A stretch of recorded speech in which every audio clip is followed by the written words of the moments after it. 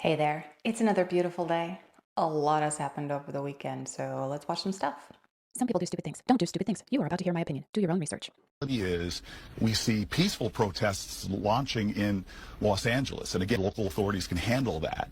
But remember, a lot of these peaceful protests are being generated because the President of the United States is sowing chaos and confusion by arresting people. Happened yesterday in Paramount when this started was there was a staging location. We understand that they were going to go into the Home Depot, go after day laborers. I mean, these are people who are looking for work. These are not criminals. They're looking for work. And so protesters came out. It started peacefully. Then we had a shooting out pellets. Federal officers, you mean ICE? ICE, yes. And they were shooting pellets. And, people were there to protest. They're there to protest the mass deportations that are happening. And so it was peaceful. Yeah, that's right. That's what's been happening all weekend in LA. And the officials are coming out and calling it peaceful protests. Let me show you how peaceful this really has been. Border Patrol guys. Oh my God.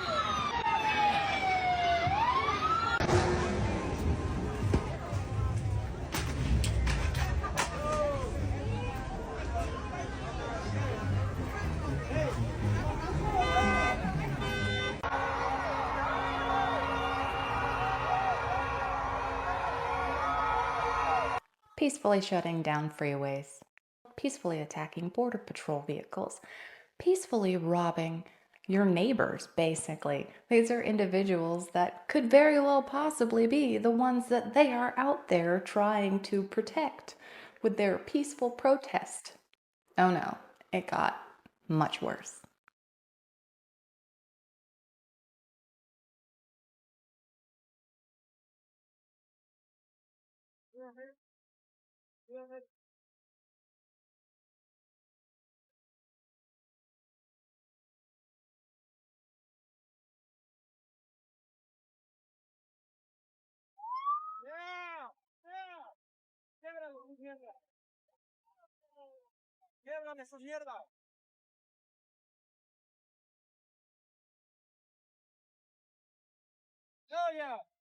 Yeah, they're definitely going to find that guy, and he's going to go away for a very, very long time. And he wasn't just hucking rocks at like Border Patrol cars and ICE vehicles.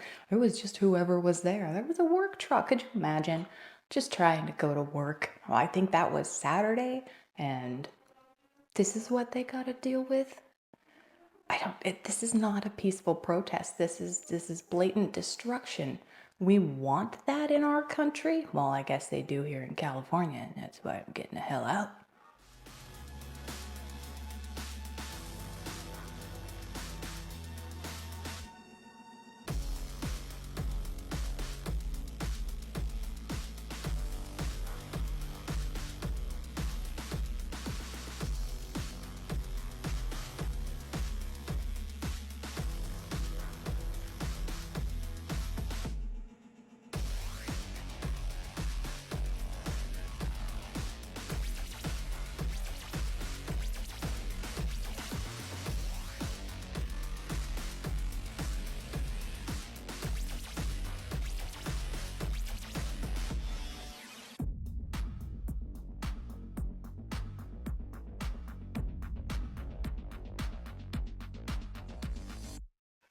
Okay,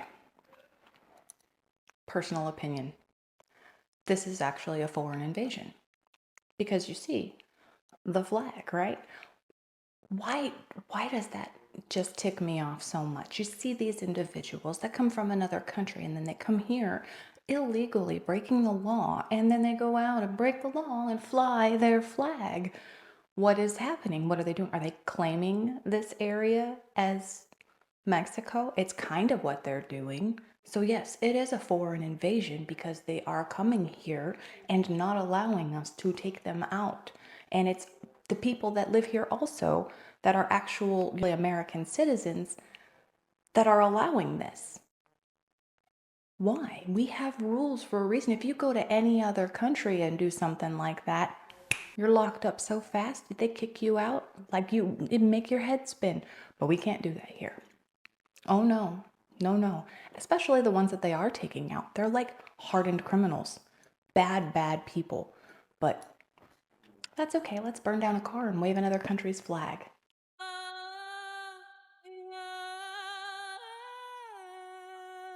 Hey, they're stepping forward.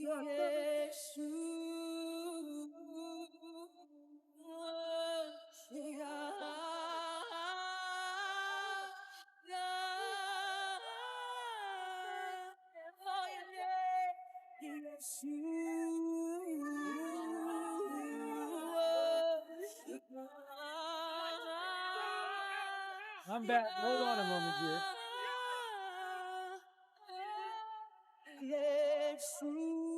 Gotta put my headphones on. I don't know if you can see it. I tried to find a better clip, but they basically had this barricade of like refrigerators. Where they got refrigerators on the street, I don't know. But they were there and they were like lobbing Molotov cocktails and whatever at the police. Like, that's productive. How the hell is that going to stop them from doing anything? They got the police, they got the National Guard in there, they got ICE, they got Border Patrol, they got plenty of people to keep doing the job that these folks are out there thinking they're stopping them from doing. But it's not.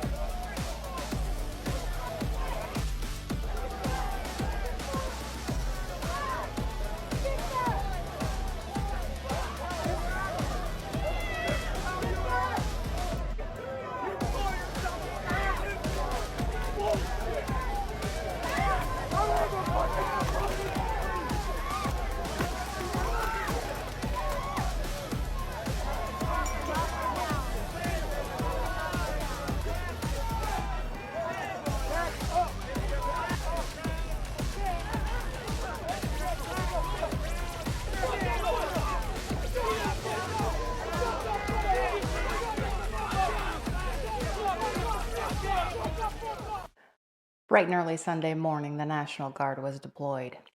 And I think it was awesome because Saturday night, Pete Hegseth, the Secretary of Defense, was like, hey, we got the Marines just like 90 minutes away. When we send them up there, and Trump's like, no. We got to go in stages, National Guard first. What a lot of these people don't seem to understand is that those are our neighbors. Because that's what the National Guard is. It's they work for the Army one weekend a month, and then are called up whenever they're needed. And they're locals. They like live there, and these people they don't seem to understand that that's probably your neighbor out there trying to tell you, dude, chill out, and they're putting their lives on the line and just don't care. As well as two in the air, there is the motorcycle in question. Gabe Santos, who is in Air 7, which we'll go back to in just momentarily, has said that he heard that two officers were injured due to that motorcycle, and a second, which has subsequently been dragged from the scene. It might still be somewhere out there. Gabe, I'm not sure if you can have eyes on it, if that is the bike in question, but there were two, and officers were injured. Yeah, Jory, it was those two bikes that we were just looking at that are on the ground, and we did hear from earlier reports from LAPD that those two bikes actually drove towards the skirmish line and then fell down, and those bikes hit officers. Officers were trying to make careful use of my words here, but the LAPD radio traffic did allude to the fact that those officers were injured, and they were treated at the scene by EMTs who are part of LAPD that were already here. So they were treated, and they remain at the scene, and they have been stabilized at this time. So That's crazy. That is just crazy. They're taking over the freeway again. The whole weekend just been ruined because these people, and it has to be a coordinated thing. And it makes me think that somebody leaked where ICE was going to be conducting these particular events to let this mob of people know, hey, this is what we're doing this weekend. All weekend. And what's crazy is the police have to go out there to settle the people. They're not there to conduct the raids, obviously, and they're not there to support them because California in its stupidity is like, no, we're not going to help you. But they have to like maintain the peace, which there is none. So all of these officers are out there with this BS instead of like answering calls, like for people who actually need help.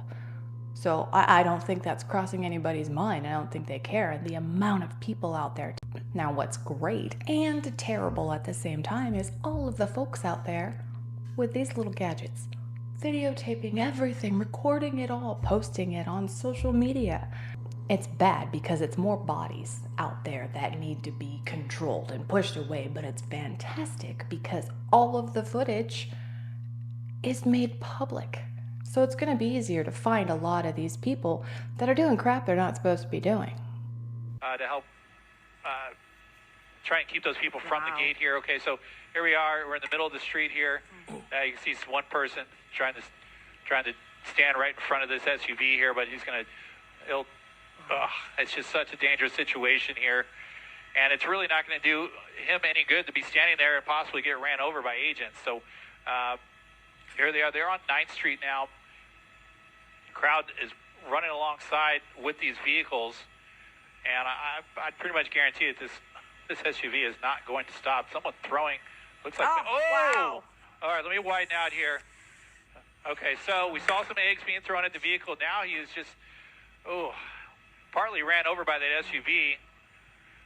And there goes, That individual got what they deserve. You play stupid games, you win stupid prizes. And the people that claim to be virtuous and moral are quite literally weaponizing ICE's morality against ICE. They're banking on the fact that the vehicle will not run them over. It's called asymmetric morality. One side plays by the rules, and the other side exploits those rules. And that's exactly what that protester is doing in this video.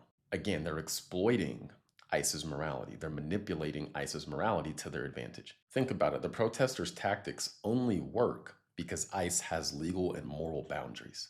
The restraint they're showing is actively being used against them by the people who claim to be moral. The protester is quite literally abusing the system's virtue. So that individual should be immediately arrested and charged with obstruction of a federal officer. Too often, these kind of protesters are gently pushed to the side and nothing happens. No, start charging them aggressively. Because if we continue to allow things like this to happen, it's only going to embolden more people to do things like this, which it puts the idiotic protester's life at risk, and it also makes ICE less efficient.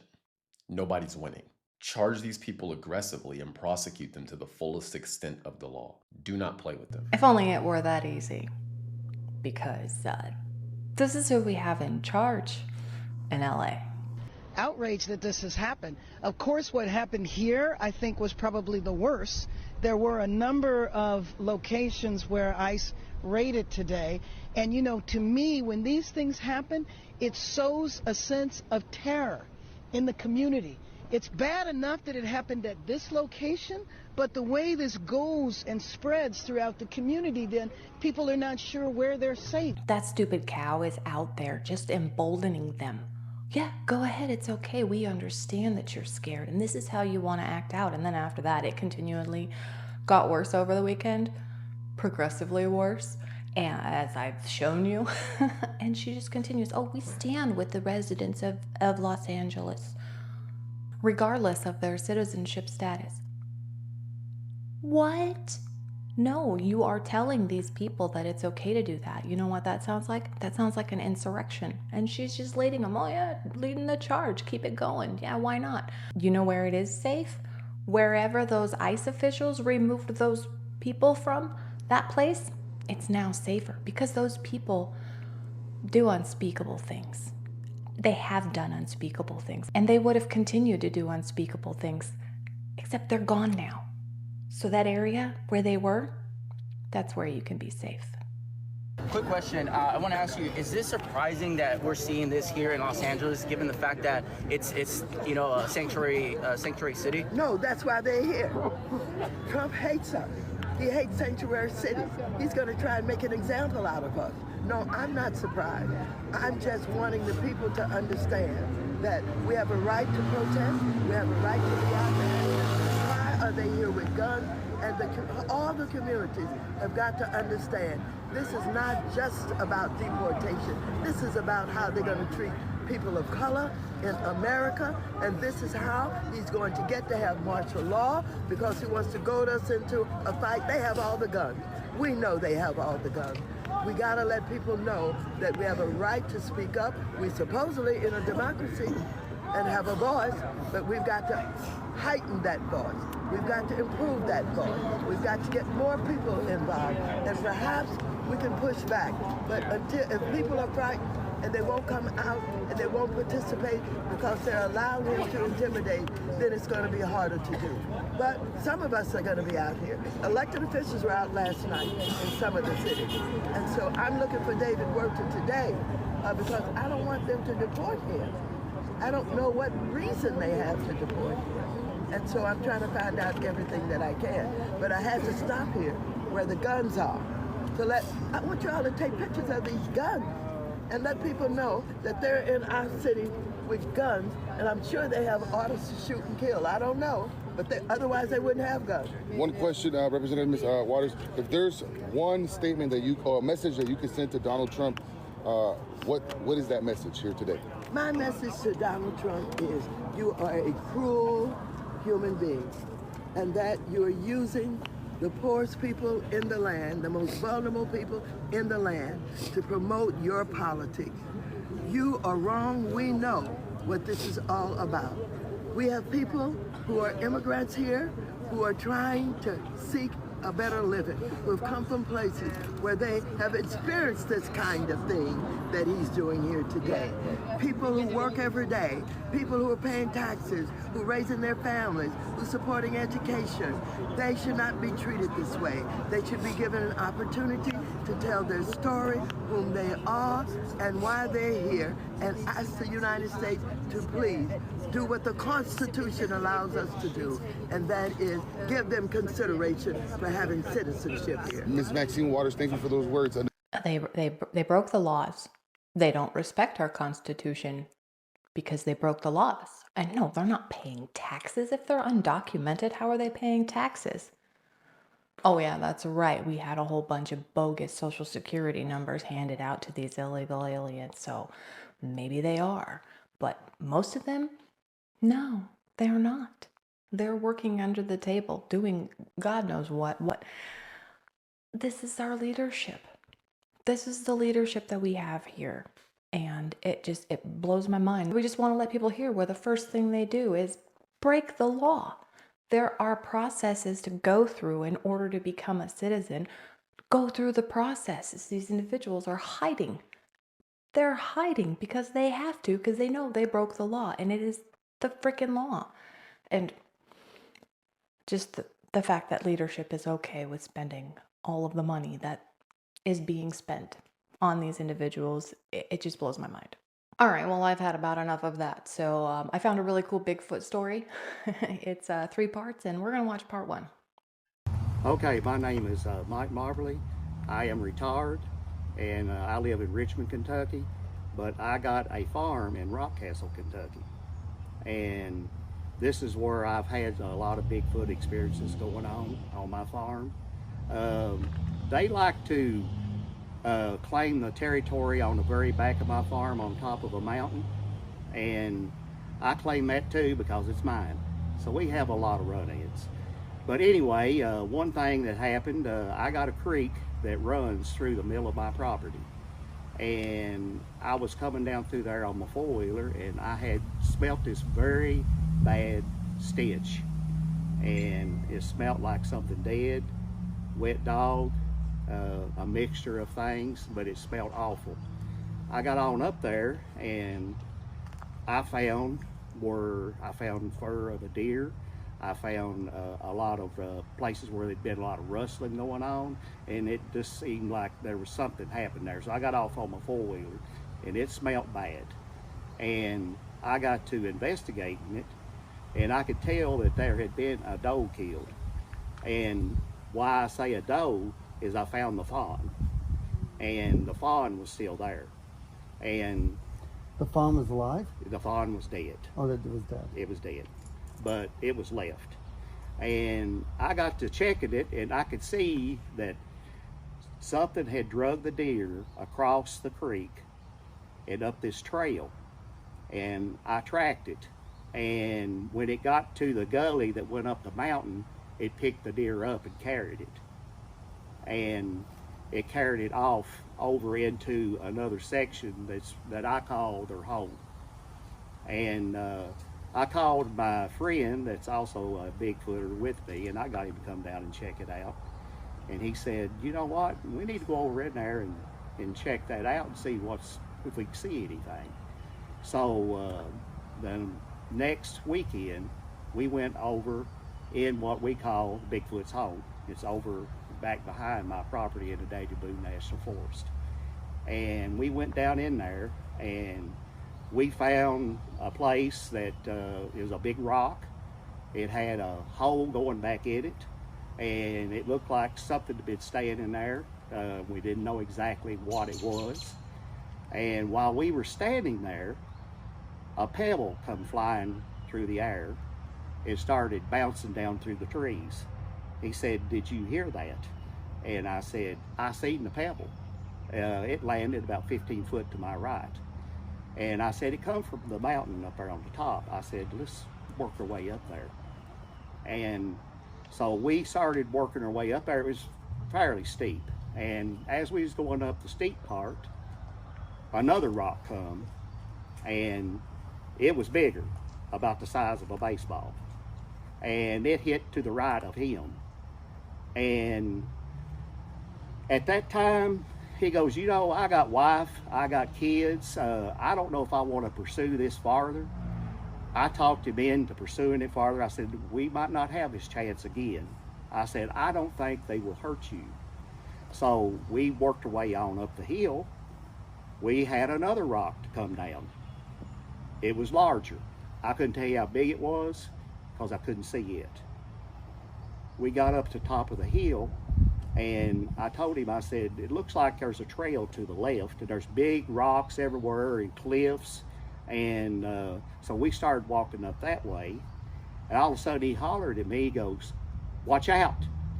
A rock come flying to the left of me about 20 yards, and it was the size of a cantaloupe. Oh, wow. Yeah, and it hit and bounced down through there, and we could tell that it did not come from the same Bigfoot. There was one on the left, and there was one on the right. There was two of them. I love these kinds of Bigfoot stories where it's just a good old boy sitting there telling you about what he done saw. I love it. I love it. And I hope it's a good one. We're going to carry on and after the next episode. Thank you so much for taking a little detour with me today. I know it's not our regularly scheduled programming, but we'll get back to that in the next one. And yeah, just hopefully California gets its shit sorted out. On that note, thank you so much for sharing your time with me. Please, if you haven't already, hit that like button and consider subscribing, and then come on back because we're going to watch some new stuff. I'll say different things, and it's going to be fantastic. Until then, have a wonderful day.